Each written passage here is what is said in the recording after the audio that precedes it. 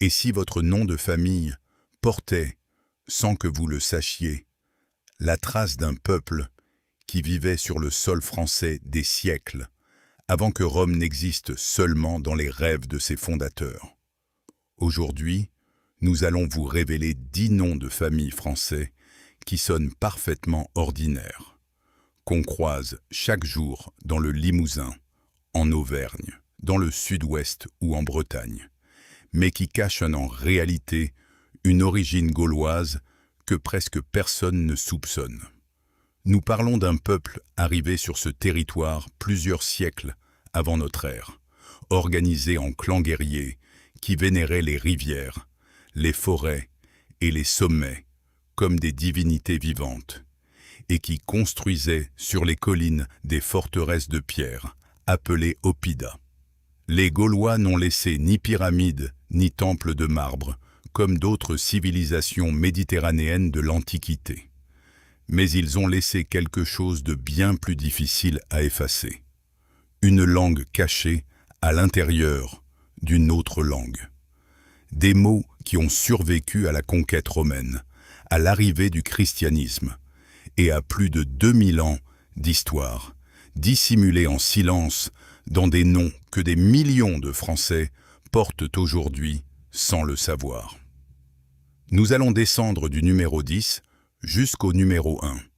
et je peux vous garantir que le nom qui occupe la première place appartient à l'un des hommes les plus admirés de l'histoire mondiale. Pendant que nous avançons, pensez à votre propre nom de famille, à celui de vos grands-parents. Et si vous reconnaissez l'un de ces noms, écrivez-le en commentaire avec votre région d'origine. Cela nous aide à comprendre comment ces peuples se sont répandus à travers tout le territoire. Au numéro 10 se trouve le nom Vergne, que l'on rencontre aussi sous les formes Lavergne, Duvergne ou de Lavergne, extrêmement répandu dans le Limousin et le sud-ouest de la France. Ce nom vient directement du gaulois verno, qui désignait l'aulne, cet arbre qui pousse au bord des rivières et des zones marécageuses. Ce n'est pas n'importe quel arbre. Pour les Gaulois, l'aulne était une essence presque sacrée, tellement associée à leur culture que certains linguistes le considèrent comme l'arbre tutélaire de tout un peuple, bien avant que le chêne ne prenne cette place dans l'imaginaire plus tardif. Les familles qui vivaient près du Nonnet, un bois planté d'aulnes, ont fini par adopter ce mot comme identité, suivant une coutume très répandue chez les peuples celtes, consistant à se nommer d'après le paysage qui les entourait. Ce mot gaulois a traversé les siècles avec une résistance impressionnante. Alors que le latin des Romains a fini par remplacer presque tout le vocabulaire courant, Verno a survécu presque intact dans la langue occitane, où l'on dit encore verne, aujourd'hui, pour parler de cet arbre. Avec le temps, Vergne et ses variantes se sont multipliées à un point tel qu'on compte aujourd'hui plus de 200 000 porteurs du seul nom Lavergne en France, sans que la plupart d'entre eux sachant que leur nom de famille est littéralement un vestige direct de la langue que parlaient leurs ancêtres, avant même que Jules César ne pose le pied en Gaule. Mais les arbres ne sont pas la seule empreinte que les Gaulois ont laissée dans notre langage. Le nom suivant vient d'un mot qui désignait autrefois les gardiens les plus respectés de toute la mémoire collective d'un peuple. Au numéro 9 apparaît le nom Le Barse, très porté en Bretagne, et qui possède l'une des connexions les plus émouvantes de toute cette liste. Le mot barze en breton moderne, comme bardos en gaulois ancien, désignait le barde, un poète-chanteur itinérant chargé de mémoriser à l'oral l'histoire de la tribu, les exploits des guerriers et les légendes concernant les dieux, pour les transmettre ensuite de génération en génération autour du feu. Cette racine n'appartenait pas uniquement à la Gaule. On la retrouve dans toutes les langues celtiques, du gallois barde à l'irlandais barde, ce qui prouve que la fonction du barde occupait une place centrale dans toutes les sociétés celtiques d'Europe, bien au-delà des frontières de la France actuelle. Les bardes n'étaient pas de simples amuseurs. Dans une société où presque personne ne savait écrire, ils étaient les seuls dépositaires de la mémoire collective, et leur statut se rapprochait de celui des prêtres ou des conseillers royaux. En Irlande et au pays de Galles, cette tradition a survécu bien plus longtemps qu'en Gaule, où elle a été absorbée d'abord par la culture romaine, puis par l'Église catholique qui a préféré l'écrit à la transmission orale. Les familles bretonnes qui portent aujourd'hui le nom Le Bar descendent probablement de lignées qui exerçaient ou qui étaient étroitement associées à cette fonction si particulière. Aujourd'hui encore, un porteur de ce nom peut raconter qu'il descend, sans en avoir jamais eu la preuve certaine, de ceux qui gardaient vivante la mémoire de tout un peuple avant même l'invention de l'écriture en Gaule. Passons maintenant à un arbre différent, celui qui abritait un culte encore plus mystérieux que celui de l'Aulne. Au numéro 8 se trouve le nom Cassagne, que l'on retrouve aussi sous les formes Chassagne, Lacassagne ou Cassou, très fréquent dans le sud de la France. Ce nom vient du gaulois Cassanos, qui signifie chêne. Contrairement à l'Aulne, le chêne occupait une place absolument centrale dans les croyances religieuses des Gaulois, puisque les druides célébraient leurs cérémonies les plus importantes dans des bois de chêne, considérés comme des lieux sacrés où le monde des hommes touchait celui des dieux. Le gui qui poussait sur ces arbres était récolté selon des rituels précis, avec une serpe d'or, et servait dans des cérémonies destinées à assurer la fertilité et la protection de la tribu. Les familles installées près d'un bois de chêne ou qui possédaient un chêne remarquable sur leur terrain ont adopté ce mot comme nom de famille, souvent pour désigner un lieu précis plutôt qu'une profession ou une caractéristique physique. Ce qui rend cette étymologie particulièrement fascinante, c'est que le mot gaulois Cassanos a survécu presque sans déformation dans le mot occitan casse, qui désigne encore le chêne aujourd'hui dans certaines régions du Sud, 2000 ans après la disparition de la langue gauloise elle-même en tant que langue parlée. Avec le temps, Cassagne et ses variantes se sont répandues dans toute la France méridionale et jusqu'en Amérique du Nord, portées par l'émigration, sans que la majorité des porteurs actuels aient le moindre lien conscient avec les rites druidiques qui se déroulaient jadis sous les branches de cet arbre sacré. Le nom suivant ne vient plus d'un arbre isolé, mais d'un paysage entier, celui que les Gaulois recherchaient par-dessus tout pour installer leurs fermes et leurs villages. Au numéro 7 apparaît Combe, ainsi que ses très nombreuses variantes, Lacombe, Décombe ou Combe, l'un des toponymes les plus répandus de toute la moitié sud de la France. Ce nom vient du gaulois Cumba, qui désignait une vallée étroite et encaissée, protégée entre deux versants. Ce type de terrain représentait un emplacement idéal pour les fermes gauloises, car les pentes offraient une protection naturelle contre le vent tout en gardant un accès facile à l'eau, indispensable pour l'agriculture et l'élevage. Les Gaulois du centre et du sud de la Gaule ont construit des milliers de hameaux dans ce type de relief,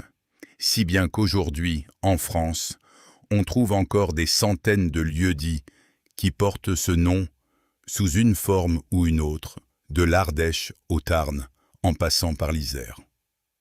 Ce qui distingue particulièrement ce mot, c'est sa longévité extraordinaire. Contrairement à beaucoup d'autres termes gaulois qui ont fini par disparaître complètement, Cumba a continué d'être utilisé de manière productive pendant tout le Moyen Âge, donnant naissance à des centaines de nouveaux toponymes bien après la disparition officielle de la langue gauloise elle-même. Les familles qui vivaient dans ces vallées encaissées, en particulier celles qui pratiquaient l'élevage ou une agriculture de subsistance à l'abri du vent, ont fini par adopter le nom du lieu comme identité familiale. Aujourd'hui, plus de 300 000 personnes en France portent le nom Combes, sous l'une de ses variantes, ce qui en fait l'un des héritages gaulois les plus vivants de tout le pays, même si la grande majorité d'entre elles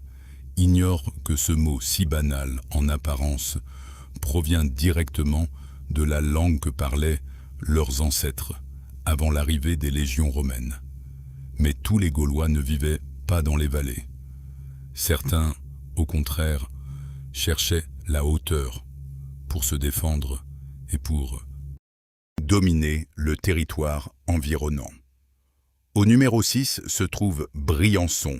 un nom moins courant que les précédents, mais dont l'histoire est particulièrement spectaculaire. Ce nom provient de la ville des Hautes-Alpes, dont le nom gaulois latinisé était Brigantio, formé sur le mot brigand, qui signifiait hauteur ou éminence, et qui désignait précisément un site fortifié construit en altitude. Ce type d'implantation stratégique était typique des tribus gauloises alpines, qui privilégiaient les sommets et les cols pour surveiller les vallées et contrôler les routes commerciales traversant les montagnes. Briançon, perché à plus de 1300 mètres d'altitude, est aujourd'hui considérée comme l'une des villes les plus hautes d'Europe,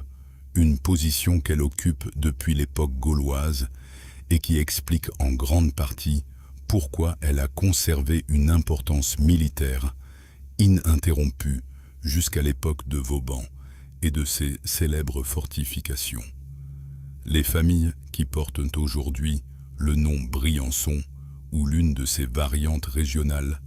descendent de personnes ayant émigré depuis cette cité alpine vers d'autres régions de France, suivant la coutume médiévale consistant à identifier quelqu'un par sa ville d'origine plutôt que par un métier ou un lien de parenté. Cette même racine gauloise brigand, signifiant hauteur fortifiée, se retrouve d'ailleurs dans des dizaines d'autres toponymes à travers toute l'Europe celtique, depuis Bregenz en Autriche jusqu'à certaines localités britanniques, prouvant à quel point ce concept de forteresse en altitude était fondamental dans l'organisation territoriale des peuples celtiques, bien au-delà des frontières actuelles de la France. Remontons maintenant vers une autre tribu gauloise, dont le nom a traversé les siècles pour désigner aujourd'hui toute une région d'Auvergne. Au numéro 5 apparaît Velay, un nom moins répandu, mais dont l'origine tribale directe en fait l'un des vestiges les plus purs de toute cette liste. Ce nom désigne celui qui est originaire du Velay, une région historique correspondant aujourd'hui à peu près au département de la Haute-Loire. Le territoire tire son nom directement des Vélaves, une tribu gauloise mentionnée par Jules César lui-même dans ses commentaires sur la guerre des Gaules, qui occupait cette zone montagneuse du Massif central avant la conquête romaine. Contrairement à d'autres tribus gauloises qui ont pratiquement disparu de la mémoire collective, les Vélaves ont eu la particularité rare de transmettre leur nom directement à un territoire qui existe encore aujourd'hui sous une forme presque identique, 2000 ans plus tard. Cette persistance exceptionnelle s'explique en partie par l'isolement géographique de la région, un plateau volcanique difficile d'accès qui a permis à certaines structures administratives et à certains noms de traverser les siècles avec une stabilité remarquable, même à travers les bouleversements de l'époque romaine puis médiévale. Les familles qui émigraient depuis cette région vers d'autres parties du royaume de France adoptait naturellement le nom Velay comme identité, selon la coutume habituelle consistant à se faire connaître par sa terre d'origine. Aujourd'hui, si votre nom de famille est Velay, vous portez littéralement le nom d'un peuple gaulois entier, celui-là même qui résistait aux légions de César dans les montagnes du centre de la France, une connexion directe qu'on ne retrouve que très rarement dans les noms de famille français actuels. Et maintenant, voici l'un des noms les plus fascinants de toute cette liste, parce que sa racine a voyagé bien au-delà des frontières de la France. Au numéro 4 se trouve la famille de noms formés autour de la racine Cambo, que l'on retrouve dans des patronymes comme Chambon, Chambord, ou encore dans le célèbre nom Cambronne. La racine gauloise Cambo signifiait courbe de rivière et désignait précisément les méandres que forme un cours d'eau lorsqu'il traverse un terrain irrégulier, créant souvent, au passage, une terre fertile particulièrement recherchée pour l'agriculture. Cette même racine celtique a voyagé à travers toute l'Europe occidentale et on la retrouve aujourd'hui dans des noms de villes bien plus connus que n'importe quel village français, notamment dans Cambridge en Angleterre, dont le nom signifie littéralement le pont sur la rivière. Courbe. Ce qui rend cette racine particulièrement remarquable, c'est qu'elle a également donné naissance à l'un des noms les plus célèbres de l'histoire militaire française. Le général Pierre Cambronne, héros de la dernière charge de la garde impériale à Waterloo en 1815, porte un nom dont l'origine probable remonte directement à cette même racine gauloise, désignant un méandre de rivière, vraisemblablement lié à un lieu-dit près de sa région natale de Nantes. Cambronne est resté dans la mémoire collective française pour sa résistance héroïque face aux troupes anglaises qui exigeaient sa reddition. Un épisode devenu si célèbre qu'une station de métro parisienne porte encore son nom aujourd'hui. Ainsi, la même racine gauloise qui désignait autrefois un simple virage de rivière dans la campagne française se retrouve aujourd'hui à la fois dans l'une des universités les plus prestigieuses du monde et dans le nom de l'un des soldats les plus admirés de l'histoire militaire française, séparés par des centaines de kilomètres et par des siècles d'histoire, mais reliés pour toujours par un seul et même mot gaulois. Continuons maintenant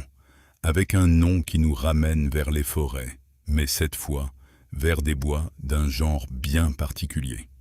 Au numéro 3 apparaît Breuil,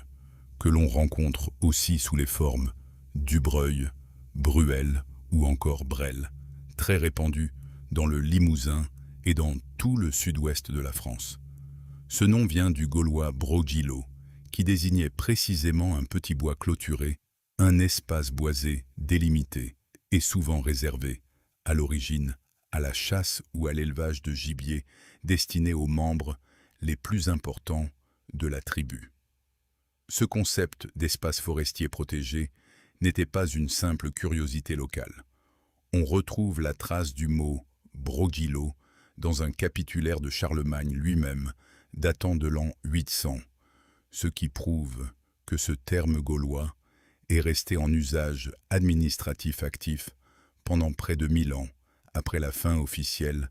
de l'indépendance gauloise.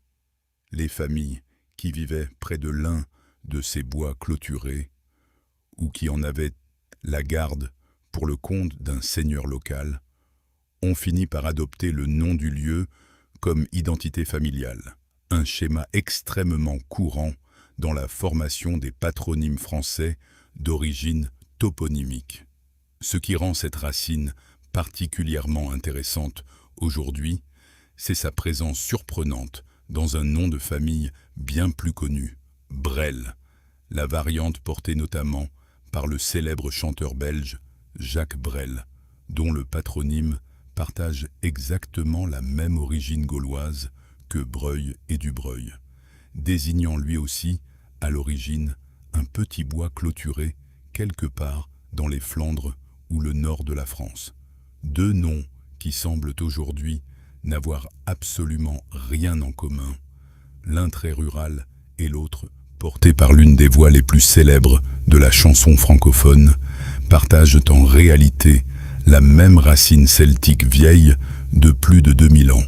Approchons-nous maintenant de la fin de cette liste, avec un nom directement lié aux forteresses de pierre que les Gaulois construisaient au sommet des collines.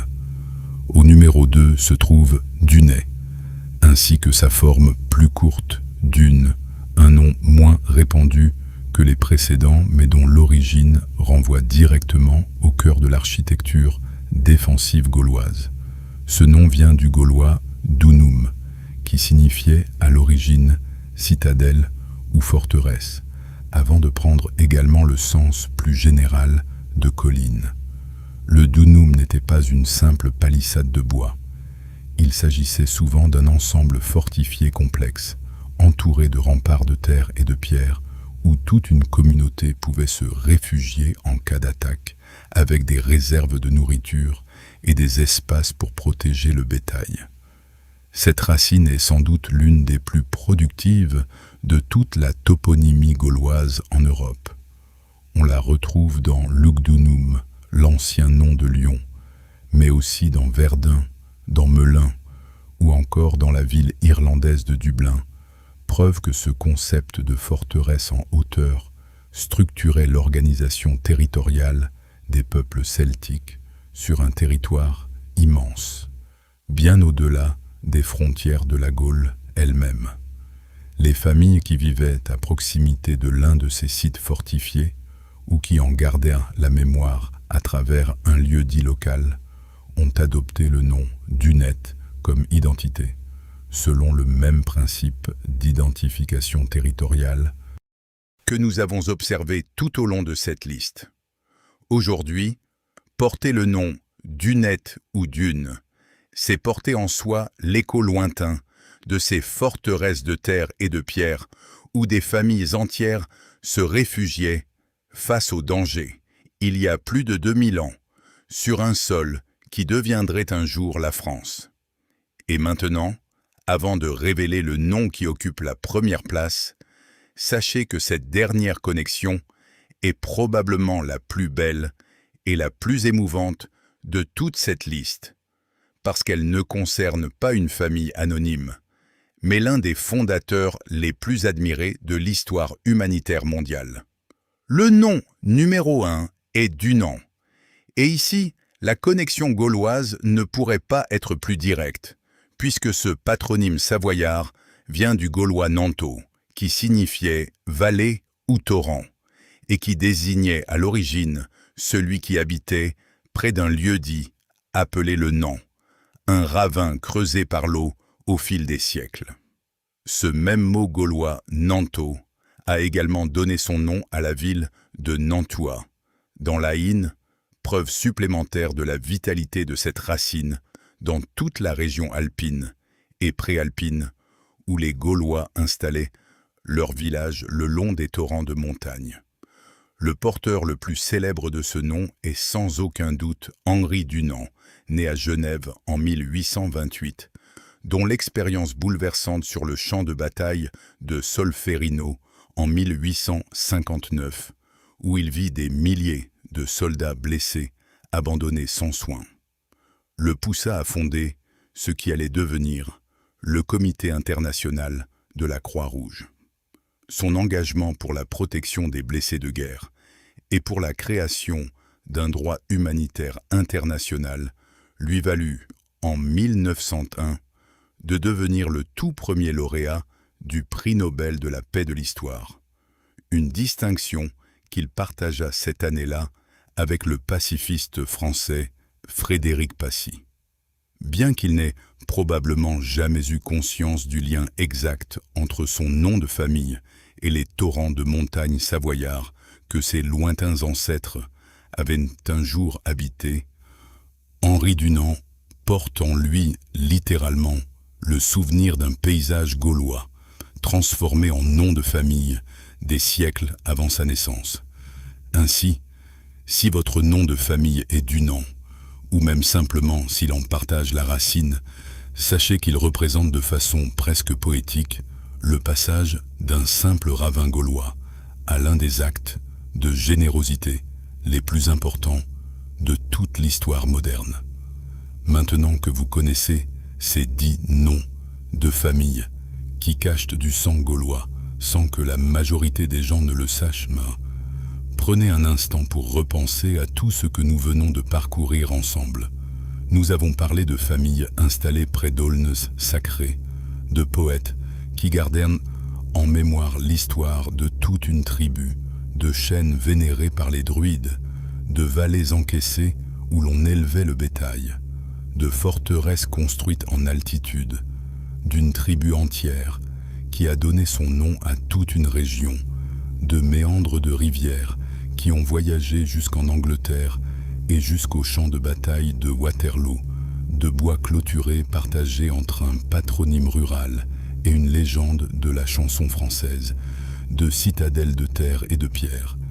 et enfin d'un simple ravin de montagne, devenu le nom du fondateur de la Croix-Rouge. Chacun de ces noms représente bien plus qu'une simple étiquette familiale, parce qu'il relie des millions de personnes vivant aujourd'hui en France, et bien au-delà, à un peuple arrivé sur ce territoire des siècles avant l'existence même de Rome, un peuple qui a apporté avec lui sa langue, ses croyances centrées sur la nature, et une organisation sociale fondée sur les clans et les tribus, profondément différentes de celles que les Romains allaient en imposer par la suite. Les Gaulois se sont installés sur le territoire français à partir d'environ 800 ans avant notre ère, se mêlant aux populations locales pour former des cultures aussi variées que celles des Arvernes en Auvergne, des Éduans en Bourgogne, des Vénètes en Bretagne ou des Rèmes en Champagne, chacune avec ses propres variantes linguistiques, artistiques et religieuses, mais toutes partageant ce fond culturel commun qui survit aujourd'hui dans nos noms de famille, dans nos noms de villes, et jusque dans certains instruments de musique traditionnels, comme la biniou breton, l'un des symboles les plus visibles de cet héritage celtique encore vivant en France aujourd'hui. Si votre nom de famille figure dans cette liste, cela ne signifie pas automatiquement que vous ayez un lien génétique direct et prouvé avec ces peuples anciens. Car plus de 2000 ans se sont écoulés et des millions de personnes se sont mélangées entre elles pendant tout ce temps. Mais cela signifie que vous portez dans votre propre nom un mot qui avait autrefois une signification très concrète pour quelqu'un qui a vécu, travaillé et parfois combattu sur ces terres, bien avant que la langue française, telle que nous la connaissons aujourd'hui, n'existe. Maintenant, je veux que vous repensiez au début de cette vidéo et que vous écriviez en commentaire votre nom de famille et votre région, parce que j'adore lire ces histoires. Et souvent, vous me révélez des détails que je n'avais moi-même pas découverts en préparant cette recherche. Dites-moi si votre nom figure dans cette liste, si vous connaissez un oppidum près de chez vous que l'on peut encore visiter, ou si vous aimeriez simplement en savoir davantage sur l'origine gauloise de votre propre nom. Avant de terminer, sachez que l'intérêt pour cet héritage gaulois n'a cessé de croître ces dernières années, porté notamment par de nouvelles fouilles archéologiques qui continuent de révéler l'ampleur véritable de la civilisation gauloise, bien plus sophistiquée qu'on ne l'imaginait il y a encore quelques décennies, avec des villes fortifiées comptant parfois plusieurs milliers d'habitants, des routes commerciales reliant la Gaule à la Méditerranée, et un artisanat métallurgique d'une qualité qui continue d'étonner les spécialistes aujourd'hui. De plus en plus de communes et d'associations culturelles organisent chaque année des reconstitutions historiques sur d'anciens sites gaulois, permettant au public de découvrir concrètement comment vivaient ces familles il y a plus de 2000 ans, entre le travail de la terre, l'artisanat et la défense du territoire. Si un jour vous avez l'occasion de visiter l'un de ces oppidums reconstitués ou simplement de marcher sur les vestiges d'une ancienne forteresse gauloise, prenez le temps de penser à tout ce chemin parcouru par une simple racine de mots, transmise de génération en génération, jusqu'à devenir, sans que personne ne s'en rende vraiment compte, le nom que vous portez peut-être vous-même aujourd'hui. Si cette vidéo vous a plu, n'hésitez pas à mettre un like et abonnez-vous à la chaîne pour ne manquer aucune de nos prochaines découvertes, car dans les semaines à venir, nous explorerons l'origine germanique, normande et même basque de nombreux autres noms de familles français, des racines tout aussi surprenantes qui composent ensemble l'identité si riche et si complexe de la France d'aujourd'hui. Partagez cette vidéo avec ce membre de votre famille qui s'est toujours demandé d'où venait son nom, avec cet ami originaire du Sud-Ouest ou d'Auvergne qui porte peut-être l'un de ses patronymes sans le savoir, ou avec n'importe qui a déjà eu la curiosité de se demander si son histoire familiale remontait plus loin que ce qu'on lui avait raconté. Rendez-vous dans la prochaine vidéo et souvenez-vous que chaque nom de famille que vous portez est en réalité une petite histoire, bien plus ancienne que vous ne l'auriez jamais imaginée.